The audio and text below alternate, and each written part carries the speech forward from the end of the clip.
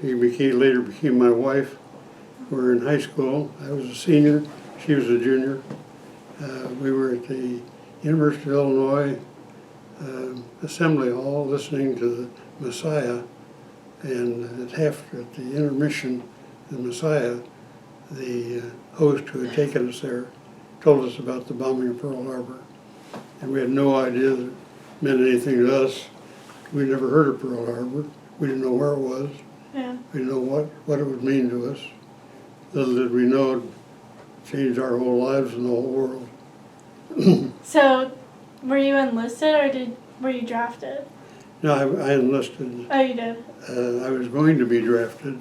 Yeah. I came here to the University of Cincinnati for one semester in 1942, and when I went home at Christmas time, I graduated in 1942 high school.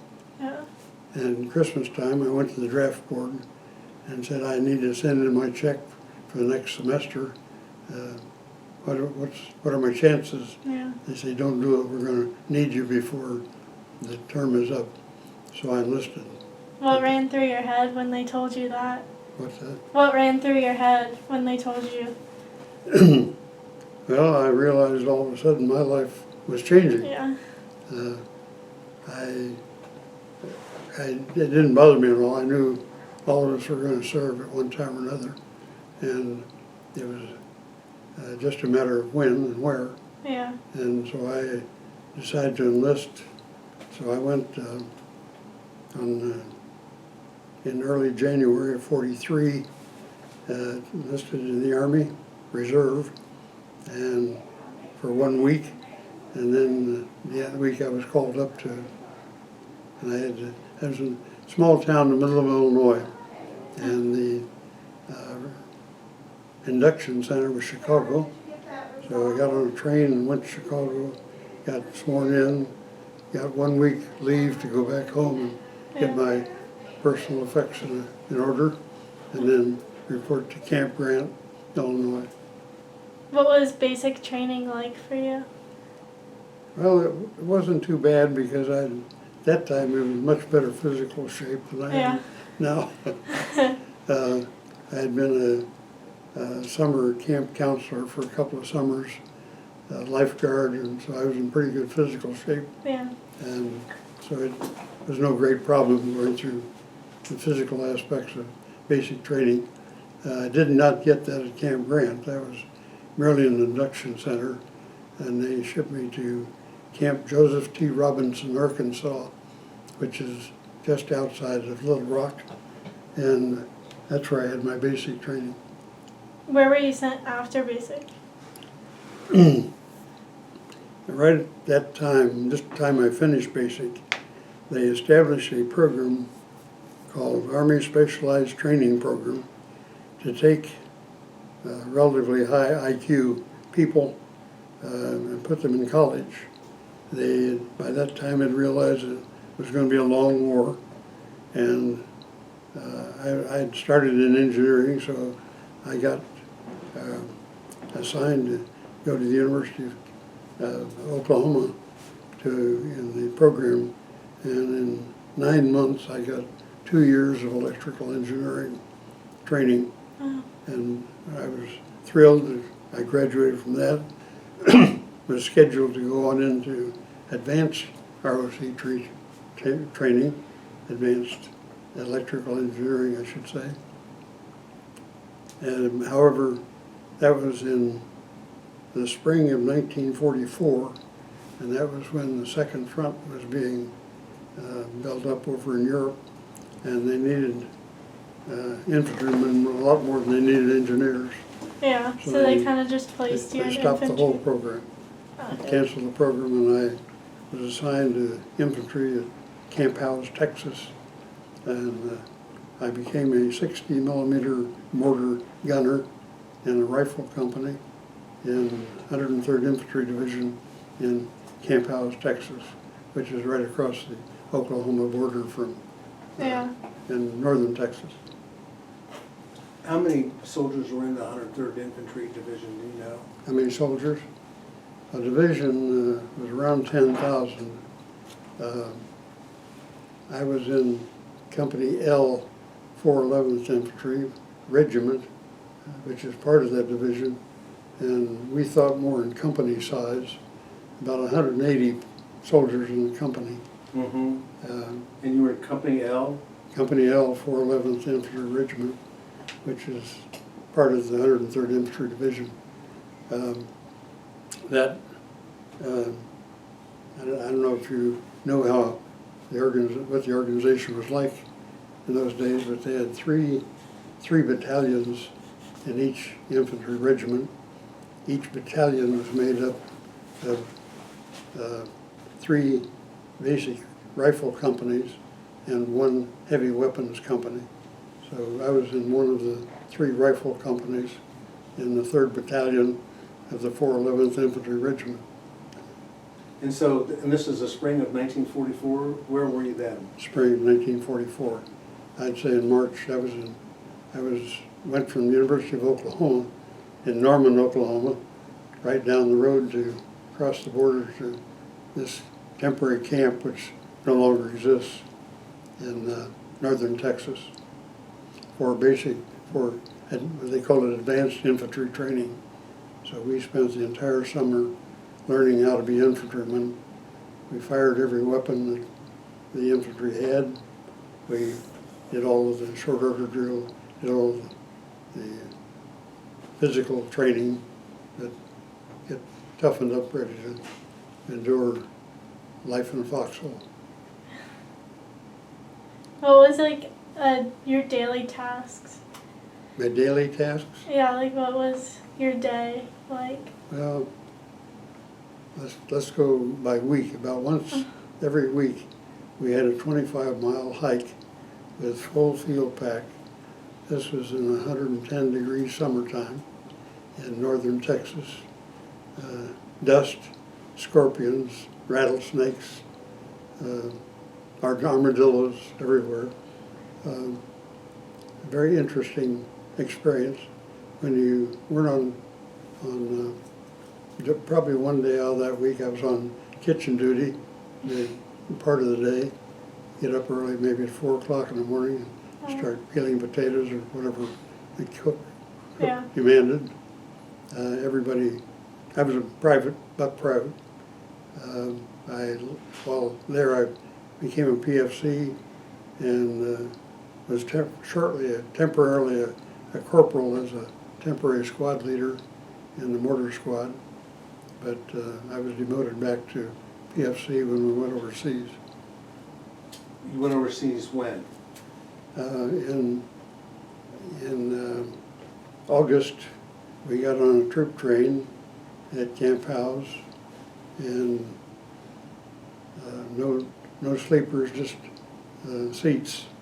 And we were on that for 3 days and nights to Camp Shanks, New York, which was a camp about 10 miles up from New York City, as a staging area waiting for ships to go overseas. We were there for about 2 weeks. During that 2 weeks, everybody got a 12-hour pass into New York City. Mm-hmm. And being a country boy from Illinois, that was really big time. You want to know things about passes? Well, so now we're in September of '44? Yes. And then you were shipped overseas? Yes. And to about 2 weeks. We were there about 2 weeks.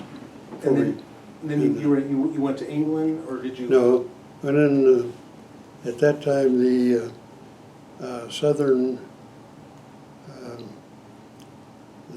boundary of France had been invaded by troops from Italy. Came over and opened up the new front in southern France. Marseille had been secured, so we went directly to Marseille. Our entire division. This is September '44. September of '44. We got there in early October. It took us about 10 days.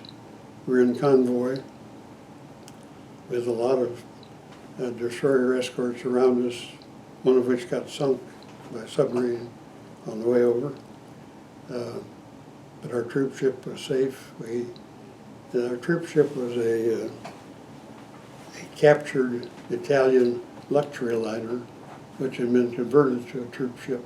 Mm-hmm. And we had practically our entire division on this one ship, the people. The equipment was on other ships, and we went overseas reputedly as the best equipped infantry division to go over in World War II. Most of them had gone with less than full complement of equipment or people. And we had both. We went through the Mediterranean at the Straits of Gibraltar. So we saw Africa on this side and Europe on this side as we went through there. I don't know whether anybody has told you about the German propaganda radio, but Axis Sally was on the radio the night we went through and welcomed us to Europe. They knew who we were and where we were. We'd taken, one of the things you did before you went over, you took your patches off so there's no identification. Anybody who's watching is not supposed to know who's moving. Mm-hmm. And we went over, but they knew before we got there who we were and how equipped we were. So she greeted us as we went through the Straits of Gibraltar. We landed in Marseille, which was secure. We stayed there 2 weeks and assembled all of our equipment. The Jeeps came over in boxes. We set up an assembly line like Detroit, and we chopped open the boxes and assembled our own Jeeps. For 2 weeks, I was working at the place where you chop the boxes open and folded them out, and the tires were all packed inside, and put the wheels on, and we rolled it to the next station, and piece by piece it got assembled until they put some gasoline in it, drove it into a parking lot, and that was it. We were there 2 weeks doing that. We went online into actual combat on the 11th of November, Armistice Day, Veterans Day, at a little town called St. Dié. I have a map here that shows our route, if you're interested in that. We went online over here in France, in the town of St. Dié, and we did what we call a left hook around Switzerland. It's about 500 miles. It's a long walk. And you did that from November through November until Armistice. to May? Yeah, May the 8th was the victory in Europe. And in our notes, it says that you liberated Dachau. Yeah, well, it wasn't Dachau, it was a feeder camp for Dachau. And that, I got a picture of that in here if you're interested in it. Yeah. What was that like? It's a memory I'll never forget, the sight and the smell. That's about the way we found it. Yeah, I heard that I saw an interview and the lady said she always has to wear a ton of perfume now because the stench of the camp. There are about 600 living people there, and we estimated about 600 dead that had not been buried. We got the people out of the town of Landsberg, civilians who claimed they did not know that was a death camp. And we brought them out there, including the mayor, to help dig the There's no graves. way they couldn't have known. That's right. But everybody in Germany was in denial. We found that everywhere we went. Of course, the United States was in denial until we found things like this. So you made the mayor and the citizens come out and bury them? Yeah. In And that's something that they probably didn't want to do. Oh, no, oh, no. In fact, I don't have any pictures of that. I had no camera, of course. He didn't have any place to carry anything extra. But the town of Landsberg was historic in its own right. That's where Hitler was in prison during the 30s, and his cell has his picture in it, was where he wrote Mein Kampf, the story of how he was going to conquer the world. Mm-hmm. How long were you there to liberate it? One day there, and that, Oh, yeah, really? yeah, that was our last real fight. It was on the morning of April 28th. We got ambushed by Germans as we came into Landsberg, and we abandoned all of our equipment. We were pinned down on a river bank. They were on the hill overlooking. We had come through underneath a dam about 3 miles upstream during the night. And a little curious sidebar is when you moved as an infantry company, when you moved down the road, you, depending on the risk you were involved in at the time, whether it was under fire or not, determine how close you were. But we always moved with people on both sides of the road, column of two.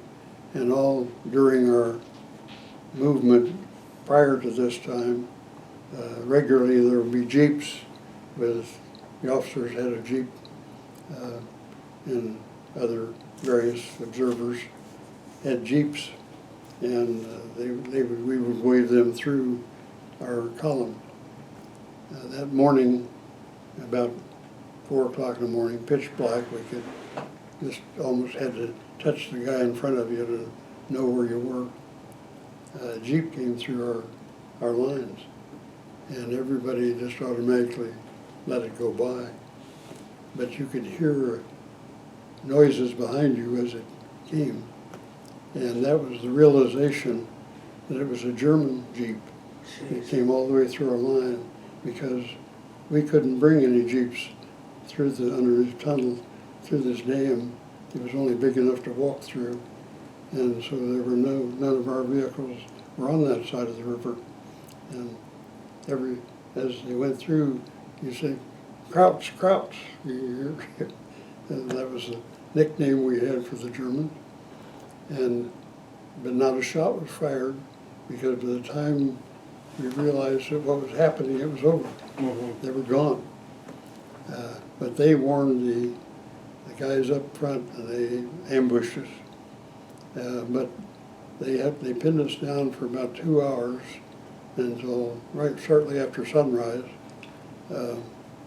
We realized that they were no longer shooting from the hill, and they were gone.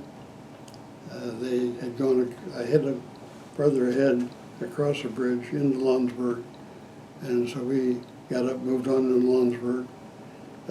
Turned out there was a Hungarian battalion that was holding the city, and the Hungarian colonel wanted to formally surrender to our captain, so he turned over his sword and out in the town square that day.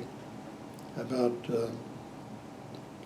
that time, my platoon sergeant and I'd become sergeant as a squad leader by then.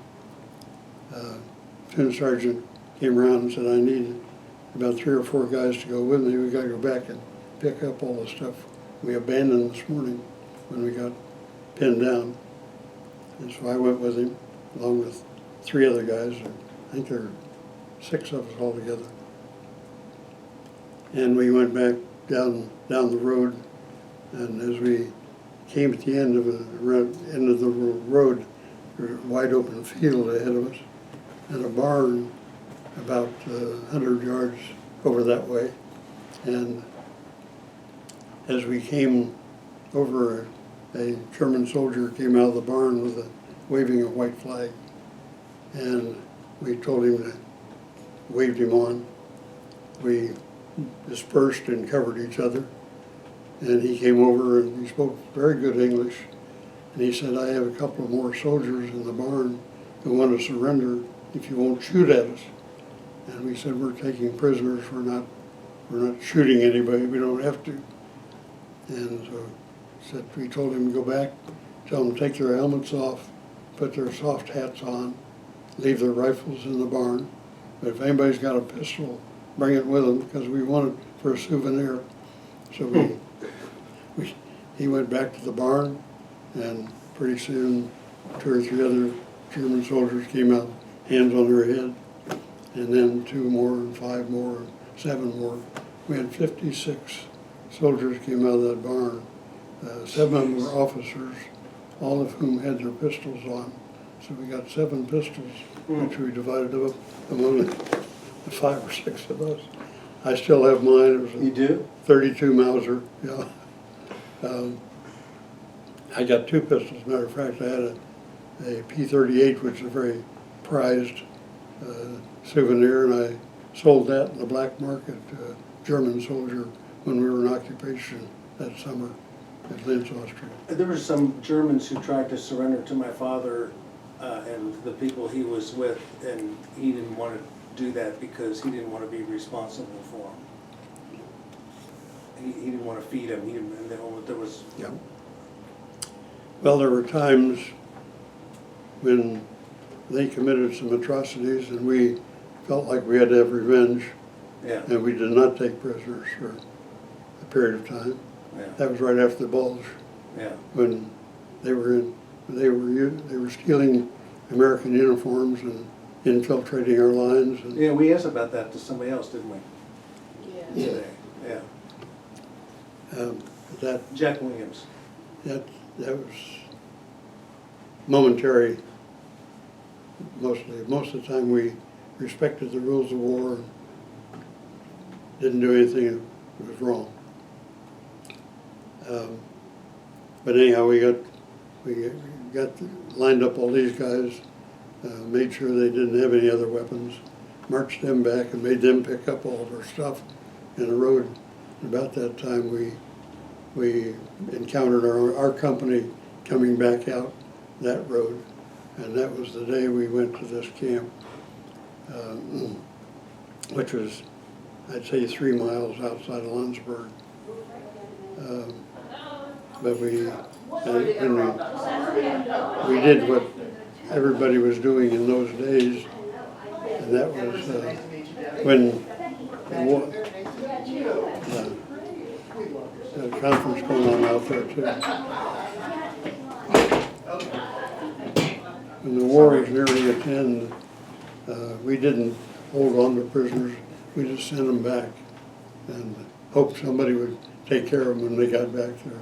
And they went through our lines, all in their soft hats and no weapons. And back at the end of wherever the end was, they had an enclosure with guards, and they just kept them until they could move them to a prison camp. But that was within a month of the end of the war. And you were heavily decorated too, right? Well, I wouldn't say heavily. I got a couple of medals for being there. One was Purple Heart. I was wounded in the leg in December of 1944 in France, a little town in France. But the worst day of my life, January 19th, was that was the day that we attacked over an open field at dawn after a 30-minute artillery preparation, little town of Sessenheim. It was supposed to be defended by old men and young boys, but we didn't know that an elite SS troop had moved in overnight, and they were about to launch Hitler's second offensive after the Bulge failed. He had a second one, which was called North Wind, was his code name for it, and we happened to hit the front end of. Was that in Germany? And France. Oh, in France. The North Wind's objective was to recapture Strasbourg, Mm-hmm. which is in France, Yeah. just as you know.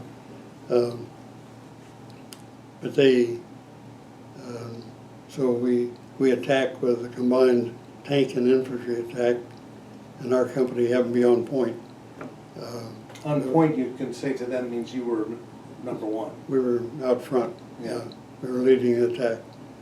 And we went in with the tanks, and these 10 or 8 tanks were all destroyed within 10 minutes. The Germans had 88 millimeter cannons, which are normally long range, had them down for ground fire, and they destroyed those tanks. They had projectiles go through anything. And you witnessed this whole thing. I was there. Well, my platoon leader, as I got to my platoon leader,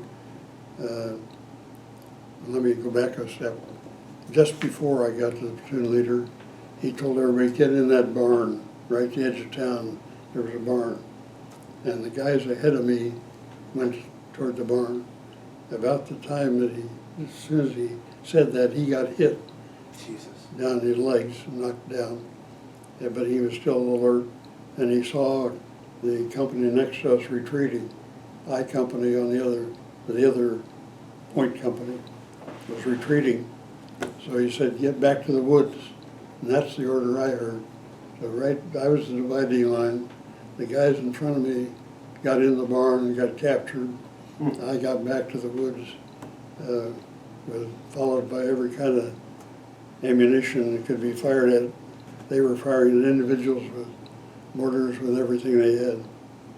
But I got back, zigzagged across and along with, and I found a couple other guys that day. This was by the time I got back there, probably 10 o'clock in the morning. Found some more guys. We got together, and that night there were 38 of us left over from our company. Some more of them showed up later. A larger group of them got captured, all of whom survived capture. They were only prisoners from January 19th till April 16th, when their prison camp was overrun by the British, and they were released. My best buddy was one of the guys. I didn't know whether he was alive or not that day. I didn't know until a month later when we learned he was a prisoner. But he and I are still in touch. I talked to him last week. He lives in Austin, Texas. The platoon sergeant picked up the lieutenant who had been shot and dragged him across the field. There was a house maybe 500 yards that way. There was a town over here. And he dragged the lieutenant over there. At one time, a shell went between them and wounded the lieutenant again, but not the sergeant. He's still alive. He's 96 years old, legally blind, in Detroit. We've been together several times in reunions since that time. We had reunions every year as long as we had enough people healthy enough. That was the worst day of your entire life. Yeah. How can you sit here and tell us about the worst day of your entire life without being emotionally distraught? Or are you? You're not inside me. Okay. I didn't talk about any of this until 1999, when a dear friend of mine, who was president of the Cincinnati Library Board, invited me to make the Veterans Day speech at the library. You know, they have a Veterans Day program every year, and they have a speaker. And he invited me to be the speaker, told me a year ahead of time he'd like for me to do it. I thought about it a long time and said, okay, I'll do it. So I dug out all of these kind of things that I had, the book, and put together my thoughts, and including what I call the session at Cessna 9. Interesting sidelight, this sergeant that I mentioned that lives in Detroit, his children wanted to publish a story about he and I were, well, when the war ended, he and I were 2 of 8 guys.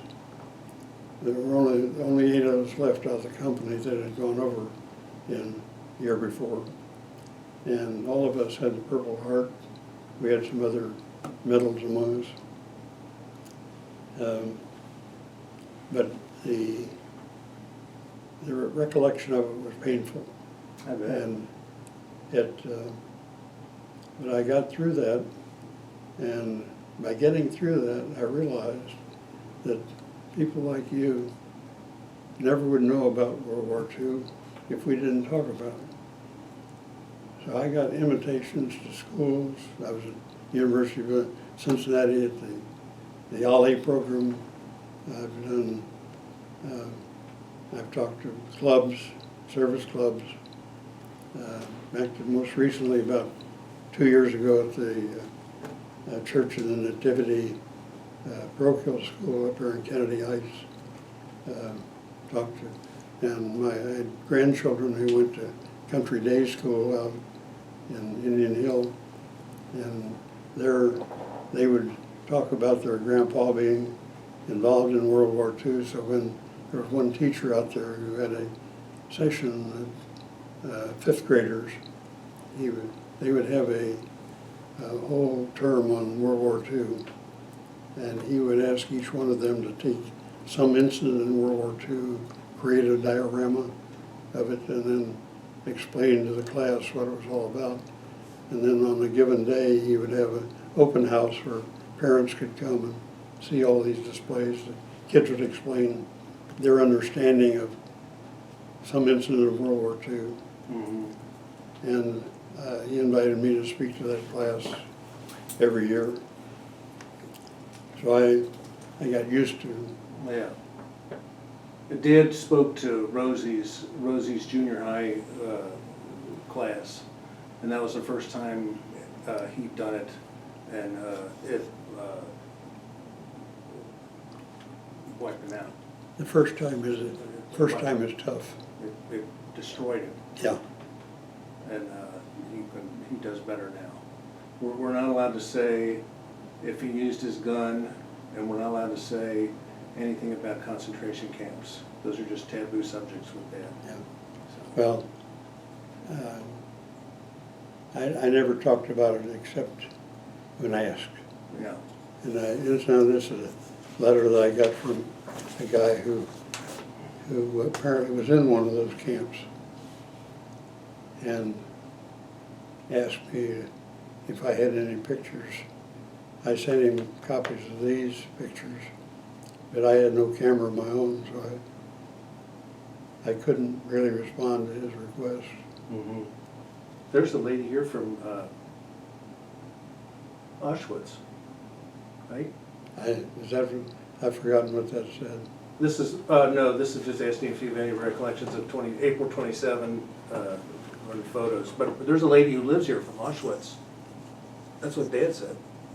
Is that what your dad did?